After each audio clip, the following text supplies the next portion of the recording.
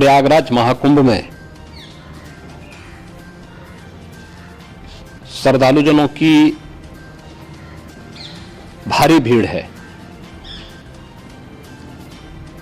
लगभग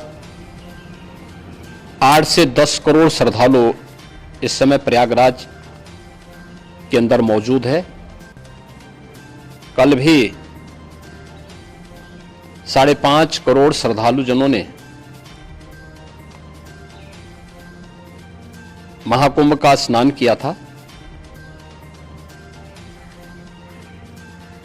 ये जो भारी दबाव श्रद्धालुजनों के कारण और श्रद्धालुओं के संगम नोच पर जाने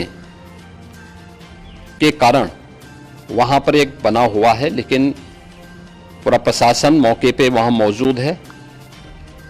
रात्रि को 1 से 2 बजे के बीच में अखाड़ा मार्ग पर, जहां पे अखाड़ों के अमृत स्नान के दृश्य से बैरिकेड्स भी किए गए थे, तो बैरिकेड्स को फांद करके आने में कुछ श्रद्धालु गंभीर रूप से घायल हुए हैं।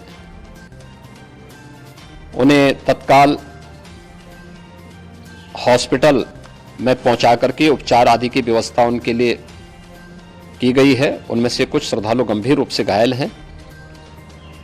लगातार प्रशासन स्थानीय स्तर पर श्रद्धालुओं की सकुशल स्नान कराने के दृष्टि से रात्रि को कल सायंकाल 6:30-7 बजे से ही मौनी अमावस्या का मुहूर्त प्रारंभ होने के बाद से ही लगातार लगा हुआ है। प्रयागराज में महाकुंभ में श्रद्धालुजनों के सकुशल स्नान करने, अमृत स्नान के लिए देश भर से आए हुए श्रद्धालुजनों की व्यवस्था के लिए, उनके कुशल क्षेम के लिए आदरणीय प्रधानमंत्री जी का प्रातःकाल से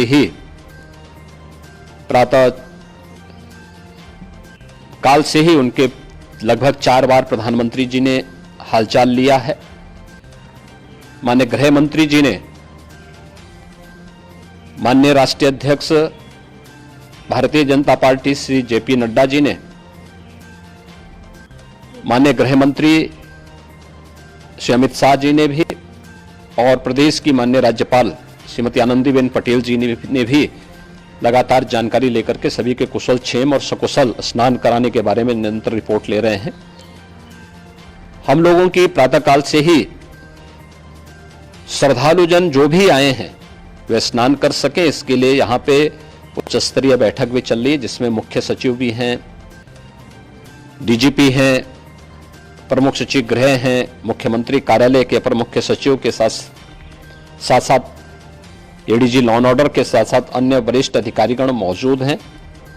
प्रयागराज में हालात वर्तमान में नियंत्रण में हैं, लेकिन भीड़ का दबाव बहुत बना हुआ है। अखाड़ा परिषद से जुड़े हुए पदाधिकारियों के साथ मैंने स्वयं भी बातचीत की है।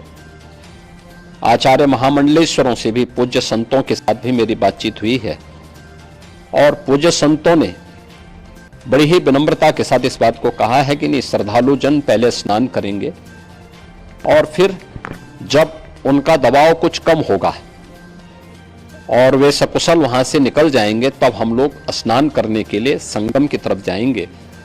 अभी पहले श्रद्धालु जनों को, चूंकि देश भर से आए हैं, तो इसके लिए उन्हें सभी अखाड़े इसके लिए सहमत हैं और सभी लोग इस व्यवस्था के साथ जुड़े हुए हैं। लगातार इस दिशा में हम लोगों का प्रयास है कि जो अब तक प्रातः काल से ही आपने देखा होगा, कल मैंने बताया कि कल लगभग 5.5 करोड़ श्रद्धालु कल महाकुंभ का स्नान किए हैं, और आज प्रातः काल तक लगभग 8:30 बजे तक 3 करोड़ से अधिक श्रद्धालु स्नान कर चुके हैं, और ये लगातार जारी है। लेकिन संगम नोच पर, अखाड़ा मार्ग पर, नागवासुकी मार्ग पर लगातार दबाव बना हुआ है, और वहां पर श्रद्धालुजनों की सुविधा के लिए भी हर प्रकार की वहां पर प्रशासन पूरी मुस्तैदी के साथ लगा हुआ है। और इसीलिए मेरी अपील है पूरे प्रदेशवासियों से, पूरे देशवासियों से और सभी श्रद्धालुओं से भी सभी पूज्य संतों से भी कि अफवाह पर कोई ध्यान न दें, संयम से काम लें। यह सब आयोजन सभी लोगों का है,